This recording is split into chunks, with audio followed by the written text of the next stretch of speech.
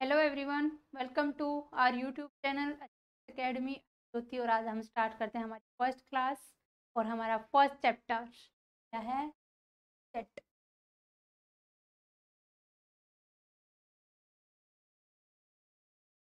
Set की definition जान लेते हैं सबसे पहले हम। सेट है क्या? डेफिनेशन एक्चुअली सेट की कोई डेफिनेशन, सेट को डिफाइन करने वाले जो वर्ड है ना, वो ही अपने आप में एक अलग से सेट की डेफिनेशन है तो बुक्स में। ये क्या है डेफिनेशन? सेट है वेल डिफाइंड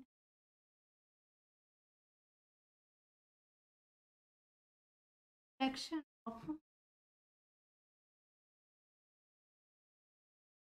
डिस्टिंक्ट ऑब्जेक्ट। हर एक वर्ड का मीनिंग जानने के हम। Distinct object, a well defined collection of distinct object is called set। अब यहाँ पे दो वर्ड यूज किए, वेल डिफाइंड और डिस्टिंक्ट। इनका मतलब जान लेते हैं। वेल डिफाइंड का मतलब क्या है कि हर एक कलेक्शन सेट नहीं बनती है, वहां पे कुछ रूल है जिससे हम ये डिसाइड कर पाते हैं कि पर्टिकुलर मेंबर सेट का एलिमेंट है या नहीं है। अगर हमारे माइंड में किसी एलिमेंट को लेकर एम्बिग्यूटी आ जाती है तो वो कलेक्शन सेट नहीं होती है। जैसे मैंने कहा collection of good flowers in this garden, या ये कहूँ मैं collection of good student of class 10th, ये कलेक्शन कभी सेट नहीं बनाएगी, क्योंकि कोई स्टूडेंट गुड मेरे अकॉर्डिंग हो सकता है, किसी दूसरे बच्चे के अकॉर्डिंग वो गुड ना हो, या किसी दूसरे टीचर के अकॉर्डिंग वो गुड ना हो। तो ऐसी कलेक्शन, जैसे आप लोगों की कलेक्शन है, आप brilliant student of achievers academy, तो ब्रिलियंट वर्ड ने यहाँ पे क्या कर दिया, मेरे अकॉर्डिंग ब्रिलियंट हो सकते हैं, किसी दूसरे टीचर के अकॉर्डिंग ना हो, या किसी दूसरे सब्जेक्ट के अकॉर्डिंग आप ब्रिलियंट ना हो। तो ऐसे वर्ड्स जिसकी वजह से एम्बिग्यूटी आ जाती है, वो वर्ड्स जिनकी वजह से एम्बिग्यूटी होती है, उनकी वजह से वो कलेक्शन सेट है। वो हम समझेंगे कि कैसे। वेल डिफाइंड का मतलब क्या है कि वेल डिफाइंड बाय मीन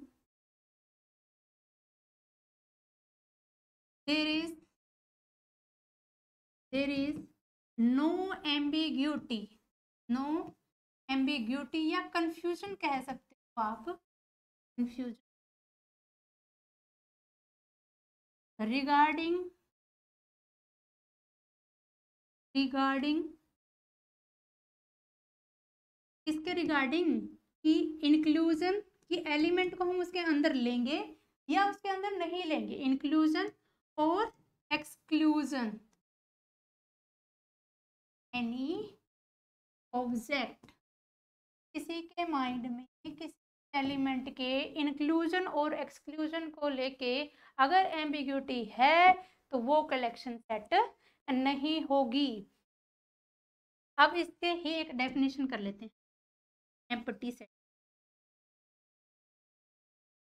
अब देखो, ये जो सेट है ना, ये अपने आप में वेल डिफाइंड है, क्योंकि इसके अंदर कोई एलिमेंट ही नहीं है जिससे आप आपके माइंड में उसके इंक्लूजन के लिए एम्बिग्यूटी हो, क्योंकि इसके अंदर कोई एलिमेंट ही नहीं है। सारे किसी रूल के तहत क्या हो रहे हैं, एक्सक्लूड ही तो हो रहे हैं, कोई भी एलिमेंट नहीं है। तो डिनोट करते हैं हम, नोटेशन क्या रहती है, फाई या करली ब्रैकेट से, फाई या करली ब्रैकेट एम्प्टी। तो एम्प्टी सेट क्या है, फाई या दिस।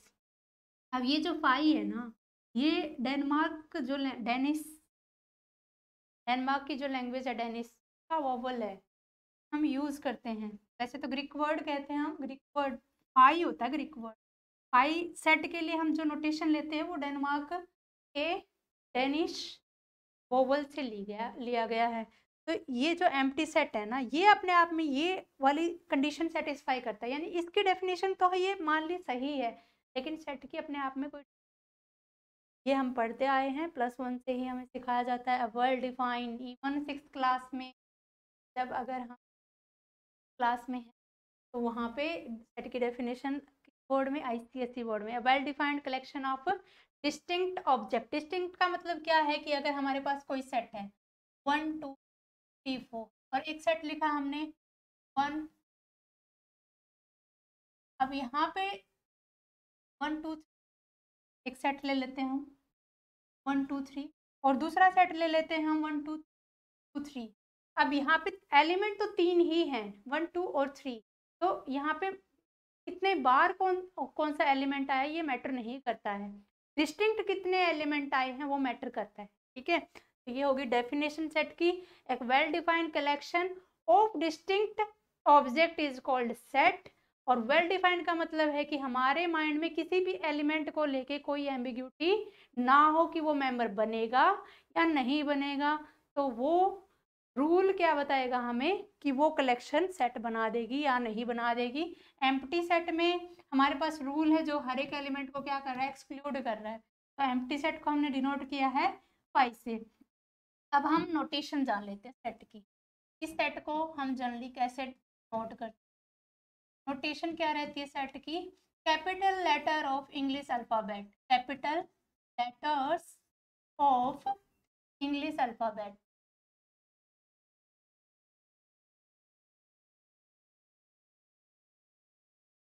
यानी कि कैपिटल लेटर से मान लिया मैंने एक सेट को लिखा ए से, ठीक है, एलिमेंट्स को मैंने लिखा है 1 2 सेपरेटेड बाय कॉमास, ठीक है।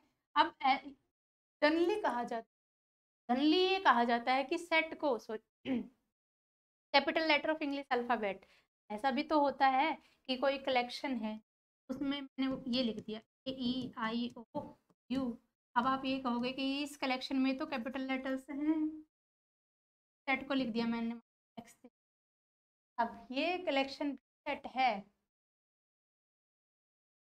जनरली कहते हैं हम कैपिटल लेटर से सेट को डिनोट करते हैं।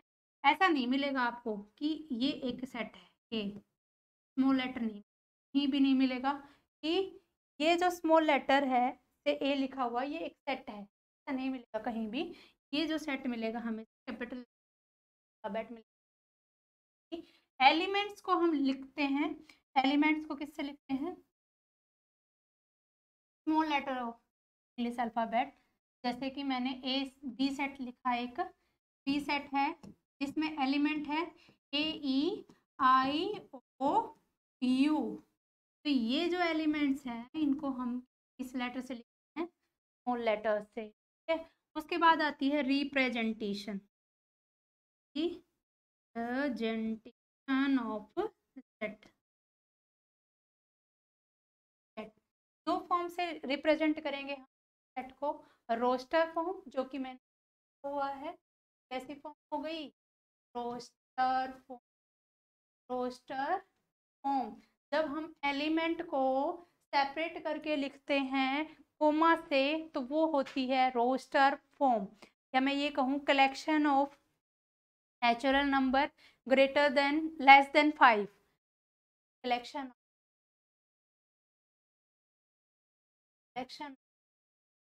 Natural number greater than less than 5,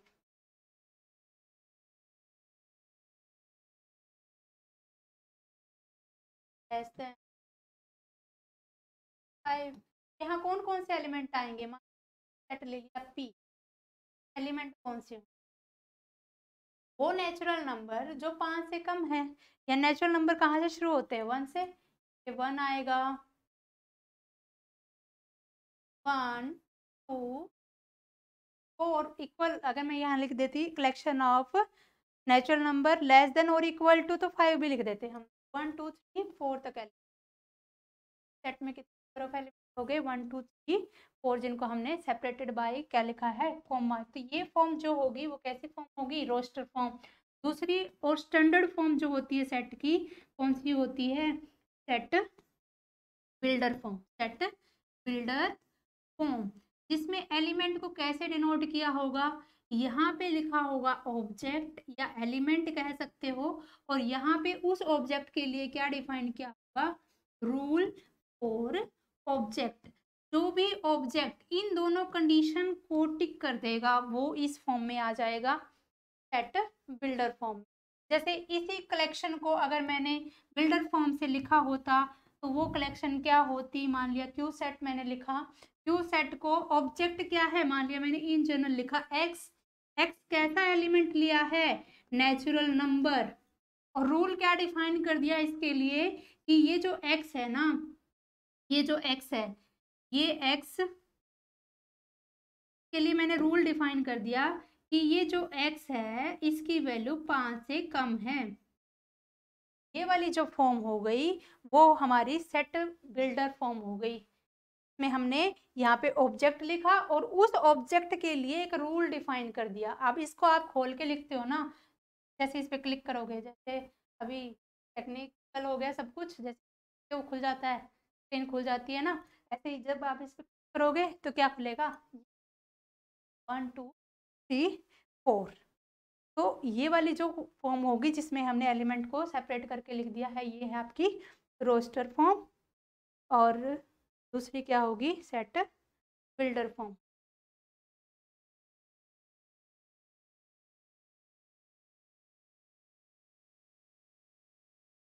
next क्या होगा, हम यहाँ पे डिफाइन करेंगे बिलोंगिंगनेस और नॉट बिलोंगिंगनेस। अगर एलिमेंट बिलोंग करता है किसी सेट में तो हम इस तरह से A belong A does not belong to, A का मतलब है कि ए सेट में नहीं करता। एग्जाम्पल के थ्रू समझ लेते हैं हम इसको कि हमारे पास एक सेट है जिसमें एलिमेंट है 1 2 3 4, मैंने लिखा 2, 2 इसके अंदर है या नहीं, तो मैं ये लिख सकती हूँ 2 बिलोंग टू। ये बहुत ही बेसिक हो जाता है, ये उनके लिए है जो जिन्होंने काफ़ी सालों से पढ़ा नहीं, वो तैयारी करना चाहते हैं, वो नोटेशन देख सकते हैं। ये मैं इरेज भी कर रही हूँ यहाँ पे। तो उसके बाद हम क्या पढ़ेंगे, कुछ स्टैंडर्ड सेट है हमारे पास, स्टैंडर्ड सेट की नोटेशन जान लेते हैं वो क्या है। जैसे कि natural set of natural number, set of natural number में एलिमेंट 1 से स्टार्ट होंगे इन्फिनिटी तक। फिर होल नंबर, होल नंबर में 0 से स्टार्ट हो जाते हैं, 0 1 2 3 अप टू। उसके बाद set of integer, whole number तो है ही 1 2 3 4, साथ में इन नेगेटिव भी आ जाएंगे, यानी कि 1 है तो -1 भी आ जाएगा, 1 है तो -1 भी, -2 भी, -3 अप टू। उसके बाद रैशनल नंबर, वो नंबर जो किस फॉर्म में है, p बाय q फॉर्म में है, q 0 नहीं है, और p और q में भी रिलेशन है कि p और q का GCD 1 है। उसके बाद इरेशनल नंबर, जो रैशनल नहीं है, दूसरा फॉर्म भी देख, इरेशनल, इरेशनल यानी कि स्क्वायर रूट की फॉर्म, स्क्वायर रूट में अगर प्राइम नंबर है, जैसे कि अगर प्राइम नहीं है, कंपोजिट है मान लिया, तो उसको कन्वर्ट कर सकते हैं।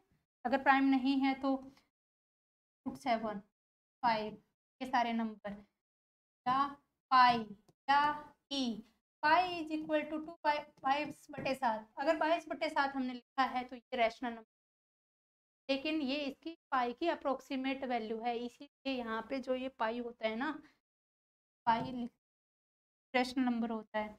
उसके बाद रियल नंबर, रियल में सारे इंक्लूड हो जाते हैं, natural, whole number, rational, irrational, सभी के साथ। उसके बाद कॉम्प्लेक्स नंबर को हम इससे डिनोट करेंगे, कॉम्प्लेक्स नंबर नोटेशन एलिमेंट की क्या होगी, a plus iota b where a and b belonging to real number. ये कुछ स्टैंडर्ड सेट है हमारे पास, और ये सारे के सारे सेट कैसे हैं, इनफाइनाइट सेट हैं। फाइनाइट क्योंकि यहाँ पे नंबर एलिमेंट प्लस इन्फिनिटी तक होंगे, t -∞ टू +∞, ये सारे के सारे सेट है हमारे पास स्टैंडर्ड।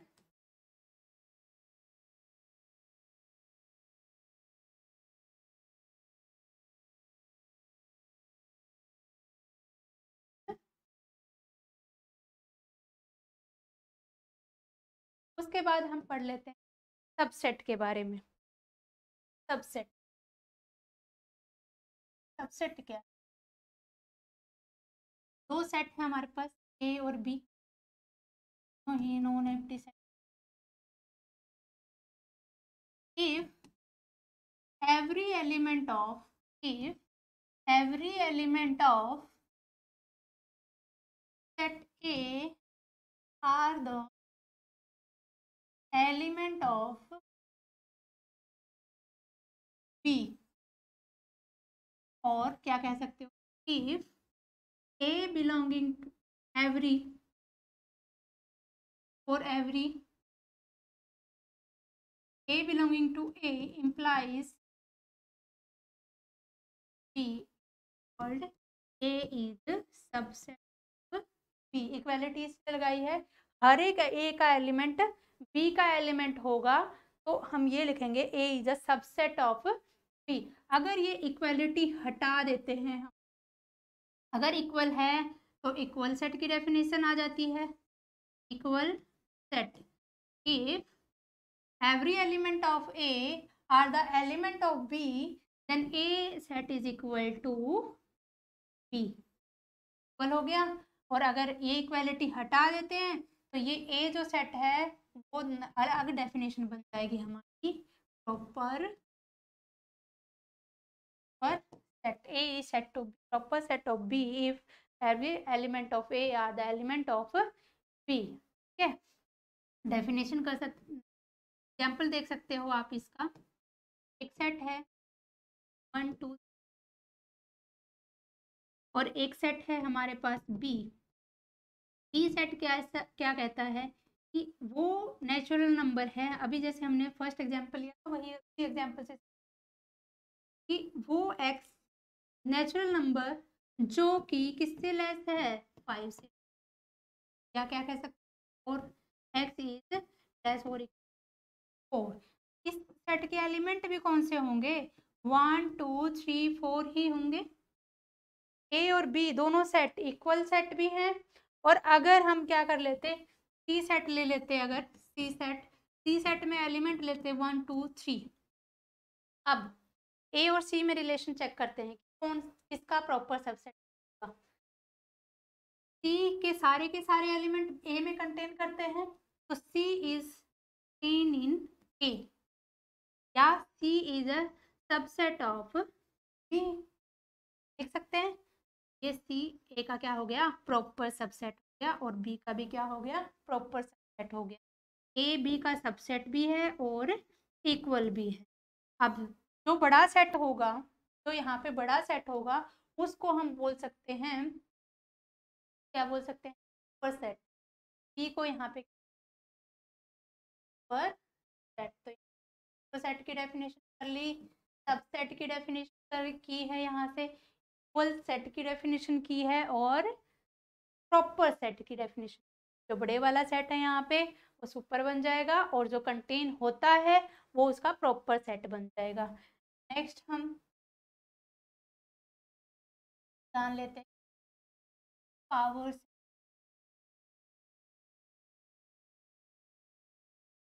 पावर सेट क्या है, collection of all subsets of A, collection है पावर सेट है, तो ये भी कलेक्शन ही, collection of all subsets of A को डिनोट करेंगे हम पावर सेट से। अगर हमारे पास सेट ए है नॉन एम्प्टी, तो इसका पावर सेट कैसे लिखेंगे हम, पावर ऑफ ए।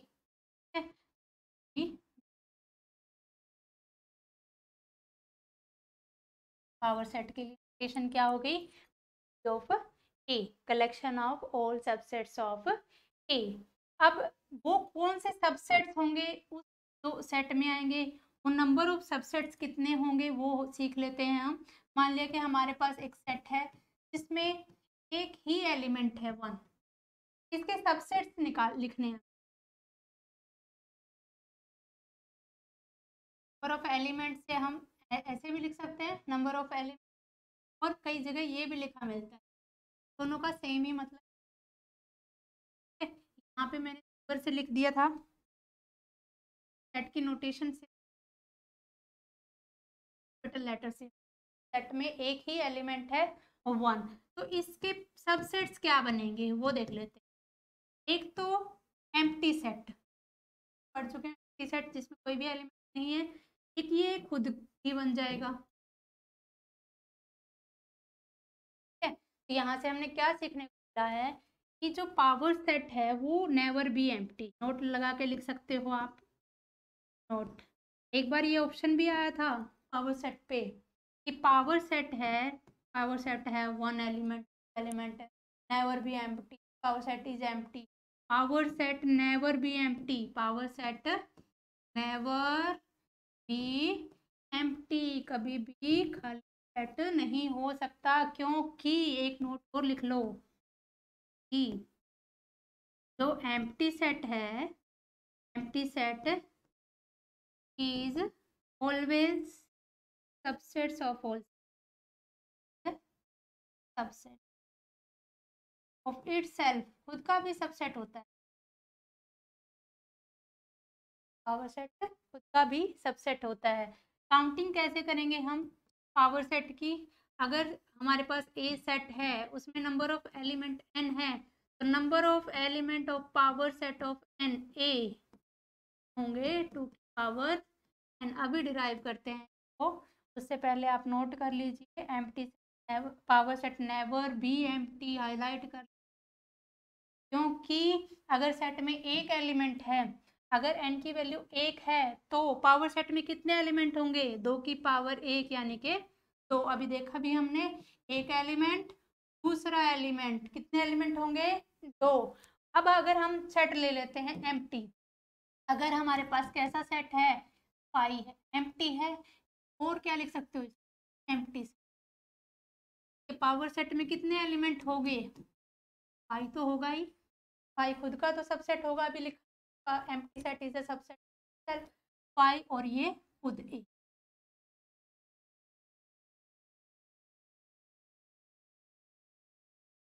क्या जाएगा इसमें? फाई का सबसेट हो जाएगा फाई। या फिर हम ये कह सकते हैं कि कोई सेट है हमारे पास जिसमें नंबर ऑफ एलिमेंट कितने हैं? कोई भी एलिमेंट नहीं है, यानी क्या दे रखी है उस केस में? 0, किसी की भी पावर 0 क्या हो जाए? Power set of A. Set में कितने एलिमेंट हैं? एलिमेंट नहीं है यानी कि 0, पावर सेट में कितने एलिमेंट होंगे? पावर सेट ऑफ ए 2 की पावर 0 यानी कि 1, यहीं से लिखा था स्टार लगा के, power set never be empty, power set की नहीं होगा। ऑप्शन में है आपको power set never be empty, can be empty, singleton, countable, uncountable. अब हम ये काउंटिंग कि पावर सेट में नंबर ऑफ एलिमेंट, अगर हमारे पास सेट है ए, उसमें 2 की पावर n कैसे हो, ये एप्लीकेशन बाइनोमियल जान लेते कैसे।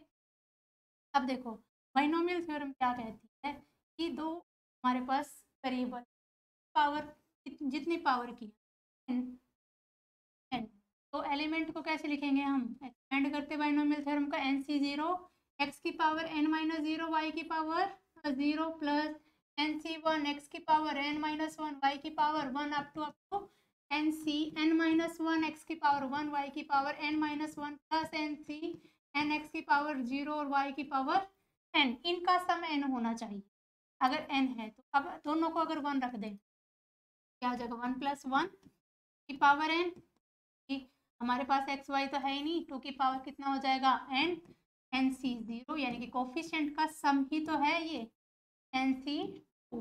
अब एप्लीकेशन कैसे क्वेश्चंस में यूज होती है वो जान लेते। क्वेश्चन क्या है हमारे पास? क्वेश्चन लिख लेते हैं हम, if cardinality of set is 2n, find out the number of subsets whose elements are more than, वो सबसेट काउंट करो, काउंट या फाइंड आउट लिख सकते हो, find out the number of subsets whose elements are more than n, वो subsets निकालो जिनके element ज्यादा है, n से ज्यादा है। ठीक है, सॉल्व कर।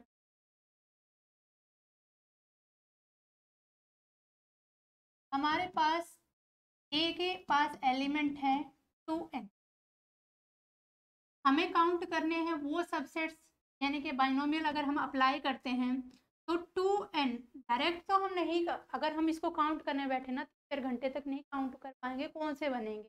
अब कितने बनेंगे वो हम बाइनोमियल की हेल्प से निकाल सकते हैं। 2n है तो 2nc से शुरू करेंगे, 2nc0 plus 2nc1 plus 2nc2। यहाँ पे कॉम्बिनेशन का यूज है, हमें एक अलग से चैप्टर भी कर रहे हैं कॉम्बिनेशन का, में हम ये खोलना भी सीख लेंगे। 2ncn plus 2ncn plus 1 plus 2ncn plus 2 up to last कहाँ तक जा सकते हैं 2ncn तक। और हमें ये पता है कि ये जो टोटल नंबर ऑफ एलिमेंट है कितने होंगे। पावर सेट में कितने एलिमेंट होते हैं 2 की पावर n, अगर सेट में n एलिमेंट है तो अब सेट में एलिमेंट है हमारे पास 2 है, ये होंगे 2 की पावर 2n एलिमेंट की पावर 2n। हमें कौन से काउंट करने हैं एलिमेंट n से ज़्यादा है ये वाले। अब जो हमें काउंट करने हैं उनको हम से डिनोट, तो हमें अल्फा। अब कुछ प्रॉपर्टीज हैं कॉम्बिनेशन की, NC0 किसके इक्वल होता है NCN के, वैल्यू क्या होती है, क्योंकि कॉम्बिनेशन में NCR इक्वल होता है n फैक्टोरियल अपॉन में n minus r factorial upon में इंटू में r फैक्टोरियल। यहाँ से वैल्यू 1 के इक्वल होती है, यानी कि फर्स्ट जो फर्स्ट होता है लास्ट के इक्वल होता है। NC1 इक्वल होता है NCn माइनस 1, वैल्यू होती है n। ऐसे ही NC2 किसके इक्वल हो जाएगा NC इनका डिफरेंस, इनका डिफरेंस वैल्यू होती है n into n minus 1 by 2। तो ये जो NC2NC0 है ये 2NC2n के इक्वल होगा। 2NC1 किसके इक्वल होगा 2n, यहाँ इससे पहले जो आया होगा 2n माइनस 1 के, ये फर्स्ट लास्ट के, सेकंड लास्ट के, थर्ड लास्ट के।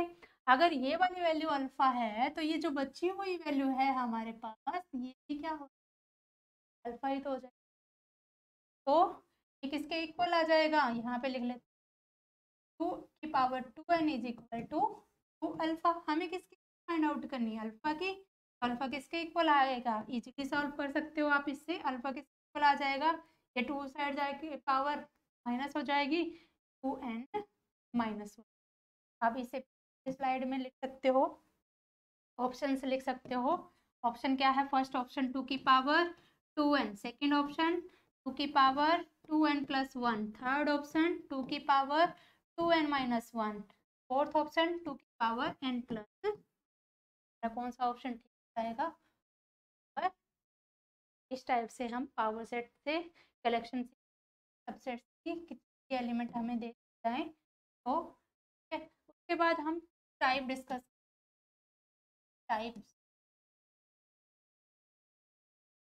फर्स्ट है फाइनाइट, किसी सेट में अगर नंबर ऑफ एलिमेंट फाइनाइट है, set having any set having finite number of elements, finite number of called finite set. For example, set A 1 2, cardinality या number of element in a set is 2। या ये लिख सकते हो set में कितने element है 2 है हमारे पास, जिसमें एलिमेंट है 1 2 3 4 5। यहाँ पे ये सेट है X, इसकी कार्डिनैलिटी कितनी हो जाएगी 5। कार्डिनैलिटी यानी कि number of element the set X in the set A is X is 5। Second है हमारे पास इनफाइनाइट,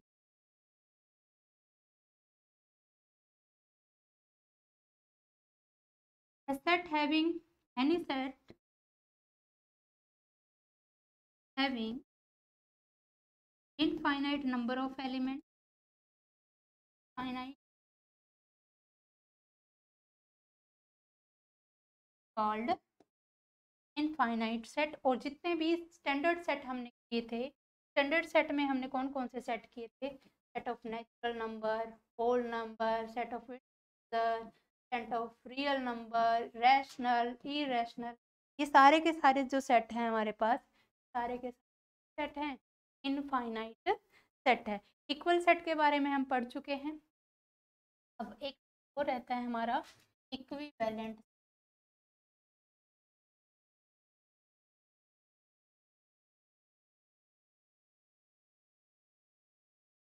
दो सेट हैं, दोनों ही नॉन एम्प्टी सेट है।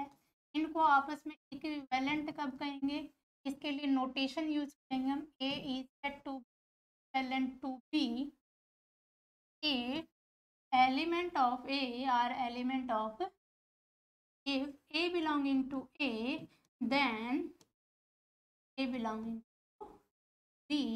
कैसे, या ये कह सकते हो आप यहाँ से कि अगर number of element,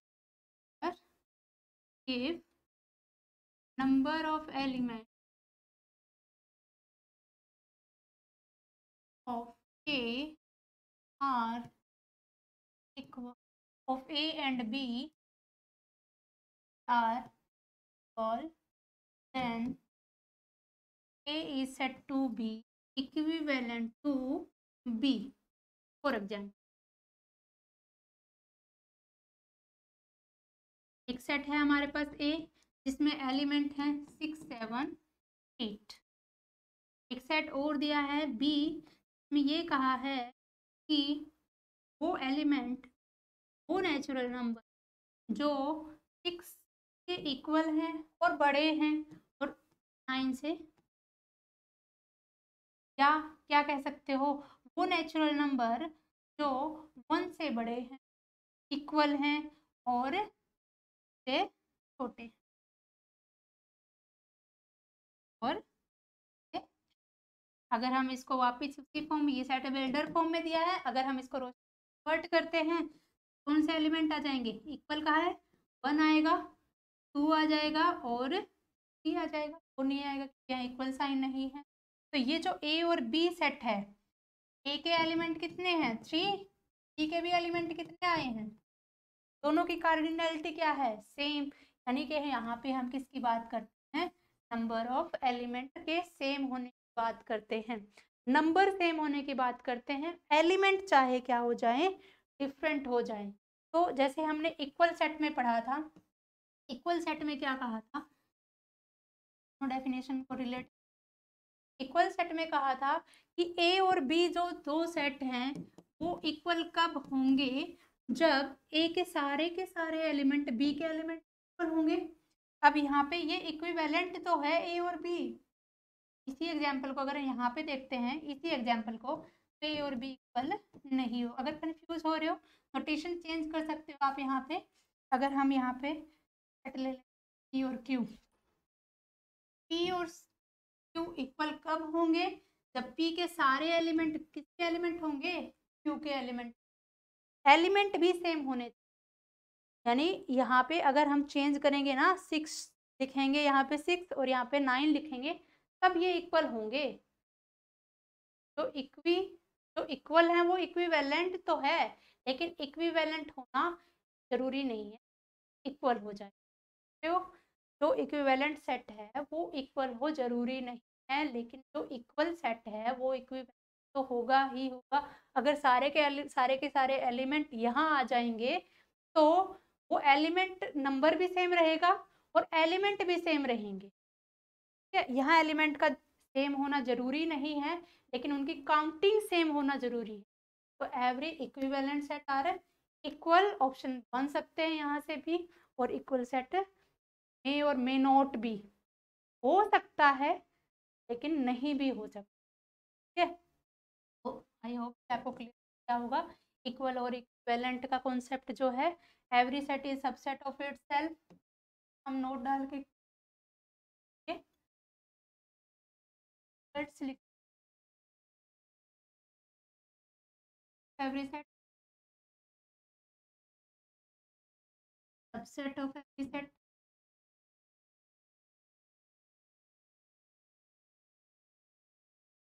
every set is subset of itself, set is subset of itself का सबसेट होगा हर एक सेट। नेक्स्ट रिजल्ट क्या लिख सकते हैं हम, अभी किया था जैसे हमने, पावर सेट की पावर सेट नेवर बी